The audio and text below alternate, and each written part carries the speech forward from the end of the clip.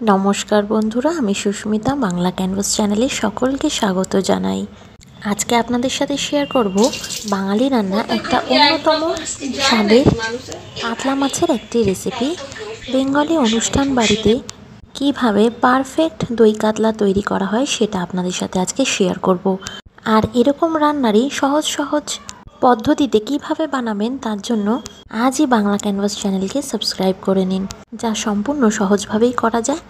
আর ভিডিওটা ভালো লাগলে অবশ্যই লাইক, শেয়ার অ্যান্ড কমেন্টস করবেন। তো চলুন বন্ধুরা, আজকের রান্নাটা শিখে নেওয়া যাক। প্রথমে মাছগুলোকে ধুয়ে পরিষ্কার করে নিয়ে এর মধ্যে নুন আর হলুদ মাখিয়ে নিয়েছি। এখানে মাছটাকে ম্যারিনেট করে নেওয়ার জন্য হাফ টিস্পুন নুন আর 1/4 টিস্পুন হলুদ গুঁড়ো ব্যবহার করেছি। এবার নুন আর হলুদটা ভালো করে কিন্তু মাছের গায়ে লাগিয়ে নেওয়া হচ্ছে। ওদিকে কড়াইতে তেল বসিয়ে দিয়েছি আর এদিকে মাছটাকে আমি ভালো করে ম্যারিনেট করে নিচ্ছি। আপনারা চাইলে কিন্তু 5 মিনিট এটা রেখে দিতে পারেন, তারপরে এগুলোকে ভেজে নিতে পারেন। কড়াইতে বেশ কিছুটা পরিমাণে রিফাইন তেল দিয়ে দেওয়া হয়েছে। এবার একটা একটা করে ম্যারিনেট করে রাখা মাছগুলোকে ভেজে নিতে হবে। একটা একটা করে মাছ আমি গরম তেলে ছেড়ে দিচ্ছি, তারপরে এগুলোকে উল্টে পাল্টে ভেজে নিতে হবে। মাছগুলো ভাজার সময় অবশ্যই সাবধানে মাছগুলোকে ভাজতে হবে, না হলে কিন্তু গরম তেল গায়ে ছিটিয়ে আসতে পারে। সাবধানতা অবলম্বন করে মাছগুলোকে ভেজে নেবেন। হালকা আঁচে একদম লো টু মিডিয়াম ফ্লেমে আমি মাছগুলোকে কড়া করে ভেজে নেব। একটা পিঠ ভাজা হচ্ছে। বন্ধুরা, তোমরা কিন্তু কোনোদিনও ঠান্ডা তেলে মাছ ভাজতে দেবে না, তাহলে কিন্তু লেগে যেতে পারে। এরকম আগেই কড়াইতে তেল দিয়ে তেলটা গরম হলে কিন্তু মাছগুলো ভাজবে। দেখো, আমি কিন্তু লো মিডিয়াম ফ্লেমে হালকা লাল করে কিন্তু ভেজে নিচ্ছি। মাছগুলো বেশি কড়া করে ভাজার কিন্তু কোনো প্রয়োজন নেই। বেশি কড়া করে ভাজলে মাছগুলো কিন্তু টেস্টটা চলে যায়, মাছের আর স্বাদটা বোঝা যায় না। মাছগুলো আমার ভাজা হয়ে গেছে, বেশ কড়া করেই ভেজেছি, তাই আমি তুলে নিচ্ছি একটা পাত্রে। এবার প্রথম লটের মাছগুলো ভাজা হয়ে গেছে, আবার পরের লটের মাছগুলো ভাজতে দেবো। মাছ ভাজা হয়ে যাওয়ার পর আমি এটা একটা পাত্রে তুলে সাইডে করে রেখে দিচ্ছি। এদিকে আবারও সেকেন্ড লটের মাছ ভাজতে দিয়েছি, আর এদিকে একটা পেস্ট তৈরি করে নিচ্ছি। একটা মিহি মিশ্রণ তৈরি করে নেব। এখানে মিক্সিং জারে নিয়ে নিয়েছি একটা পেঁয়াজের টুকরো, সেটাকে আমি ভাগ করে দিয়েছি। আর এখানে 2খানা কাঁচা লঙ্কা নিয়ে নিয়েছি, আর 1/2 ইঞ্চি মতো এখানে আদা নিয়ে নিয়েছি। এখানে আমি 4-5 কোয়া রসুন দিয়ে দিলাম, আর অল্প জল দিয়ে একটা মিহি পেস্ট তৈরি করে নেব।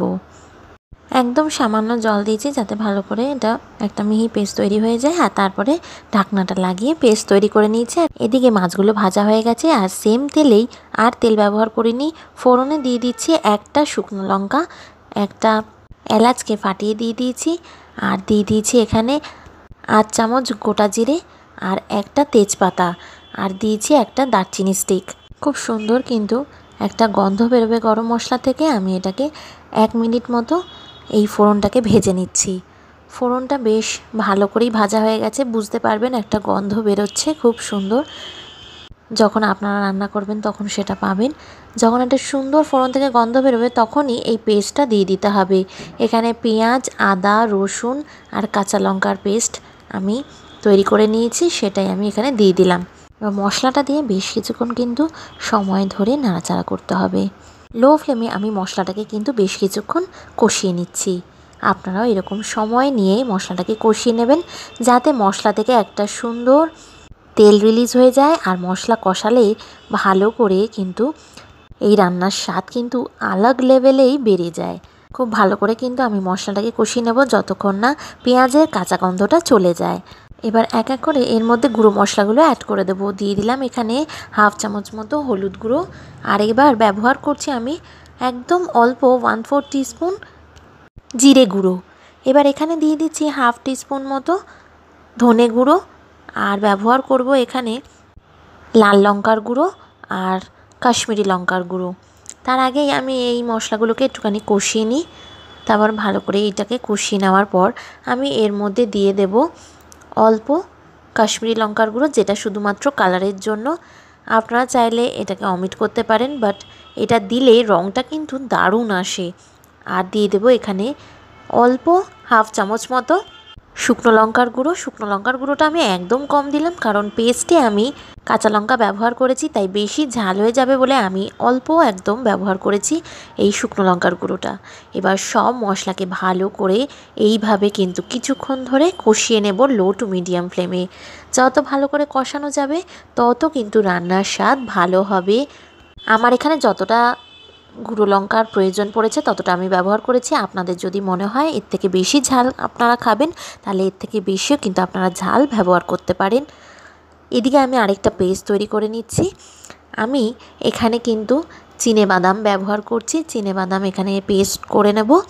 আপনাদের বাড়িতে যদি কাজু বাদাম থাকে তাহলে আপনারা কাজু বাদাম ব্যবহার করতে পারেন, আমন্ড বাদাম থাকলে সেটাও কিন্তু এই রান্নায় ব্যবহার করতে পারেন। কিন্তু চিনেবাদাম দিলে কিন্তু রান্নার স্বাদটা অসম্ভব সুন্দর হয়ে যায়। আর দিয়ে দিচ্ছি এখানে অল্প পরিমাণে দই, একসাথে পেস্ট করে নেব, তাতে দইটাও ফ্যাটানো হয়ে যাবে আর খুব সুন্দর একটা বাদাম আর দইয়ের মিহি মিশ্রণ তৈরি হয়ে যাবে। এই বাদামের পেস্ট যদি এই রান্নায় দেওয়া যায় তাহলে কিন্তু দেখতেও ভালো হয় আর খেতে তো অসম্ভব ভালো লাগে।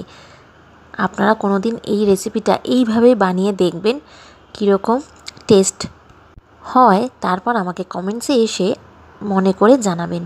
এবার এই মধ্যে আমি কিন্তু অল্প জল একটু মিশিয়ে এই পেস্টটার মধ্যে ঢেলে দিলাম চিনেবাদাম আর দইয়ের পেস্টটা। মশলাটাকে কিন্তু ভালো করে 6 থেকে 7 মিনিট সময় নিয়ে কষিয়ে নিতে হবে। বা সমস্ত কিছুকে ভালো করে সময় নিয়ে নাড়াচাড়া করে নিচ্ছি। ততক্ষণ অবধি কষাবো যতক্ষণ না এই রান্নার এই কষানো থেকে মশলা থেকে একটা তেল রিলিজ হয়ে যায়। আর দেখতেও পাবেন আপনারা যে ওপরেই তেলটা কিন্তু ভেসে আসবে। 5 থেকে 7 মিনিট ভালো করে কষিয়ে নিলেই আপনারা দেখতে পাবেন তেলটা কিভাবে ওপরে ভেসে উঠেছে। দেখুন আপনারা সাইডটা দেখতেই পাচ্ছেন তেলটা কীরকম ভেসে উঠেছে। এবার আমি এর মধ্যে দিয়ে দিচ্ছি অল্প মিক্সি ধোয়া জল। আপনারা আশা করি দেখতে পাচ্ছেন কি সুন্দরভাবে মশলাটার রঙটা বদলে গেল। দিয়ে দিলাম আরেকটু মিক্সি ধোয়া জল। আমি কিন্তু এখানে টোটাল 1 কাপ মতো জল ব্যবহার করেছি। আর দিয়ে দিলাম এখানে স্বাদ মতো নুন আর চিনিটা অবশ্যই ব্যবহার করবেন এই রান্নায়। খুব সুন্দর করে মশলাটাকে কষিয়ে নিচ্ছি আর গ্রেভিটাও কিন্তু অলমোস্ট রেডি হয়ে গেছে। নুন চিনিটা দিয়ে দিয়েছি আর এটাকে লো ফ্লেমেই কিন্তু আমাদের আরও কিছুক্ষণ কুক হতে দিতে হবে। অবশ্যই কিন্তু এই রান্নাটায় চিনিটা দেবেন, চিনিটা স্কিপ করলে কিন্তু চলবে না। গ্রেভিটা কিন্তু ফুটে উঠেছে। অল্প চিনি ব্যবহার করলে কিন্তু এই রান্নার স্বাদটা অনেক গুণ বেড়ে যায়। এবার একটা একটা করে ভেজে রাখা মাছগুলো এর মধ্যে দিয়ে দিচ্ছি। গ্রেভিটাও ফুটে উঠেছে। এবার এর মধ্যে কিন্তু ঢাকা লাগিয়ে লো টু মিডিয়াম ফ্লেমে আমাদের এই কাতলা মাছটাকে ফুটতে দিতে হবে, যাতে গ্রেভিটা পুরোপুরি মাছের মধ্যে ঢুকে যায়, মাছটাও নরম হয়ে যায় আর আমাদের এই রেসিপিটা একদম ফুল অ্যান্ড ফাইনালভাবে রেডি হয়ে যায়। ভালো করে কিন্তু নাড়িয়ে চাড়িয়ে দিচ্ছি। এবার কিন্তু এর মধ্যে ঢাকা লাগিয়ে দেবো। সব মাছগুলো এক এক করে দিয়ে দিচ্ছি। সব কাতলা মাছগুলোই কিন্তু মোটামুটি অলমোস্ট দেওয়া হয়ে গেছে। আপনারা এই কাতলা মাছগুলো দেওয়ার পর একটুখানি অ্যাডজাস্ট করে এর মধ্যে ঝোলগুলোকে এর গায়ের ওপর দিয়ে দেওয়ার চেষ্টা করবেন। ঠিক এইভাবে আমি এবার এটাকে ঢাকা লাগিয়ে দিলাম। 3 থেকে 4 মিনিট এটা ঢাকা দিয়ে এটাকে কুক হতে দিয়েছি। আমাদের দই কাতলা কিন্তু অলমোস্ট রেডি। এটাকে আপনারা গরম ভাতের সাথে অবশ্যই সার্ভ করতে পারেন। নুনটা চেক করে নিয়েছি, নুনটা ঠিক আছে আর মিষ্টিটাও একদম পারফেক্টলি ওকে। এর থেকে বেশি আর আমি ব্যবহার করব না। আর দিয়ে দিচ্ছি এখানে 1/2 চামচ মতো গরম মশলার গুঁড়ো। গরম মশলার গুঁড়োটা কিন্তু স্কিপ করবেন না, অবশ্যই দেবেন। এরকম একটা দই কাতলা রেসিপি যদি থাকে আর সাথে যদি গরম গরম ভাত সার্ভ করা যায় তাহলে কিন্তু একটা অসাধারণ ব্যাপার তৈরি হবে। শুধু ভাত কেন, আপনারা এটাকে পোলাও, ফ্রাইড রাইস তার সাথেও কিন্তু এটা অবশ্যই সার্ভ করতে পারেন।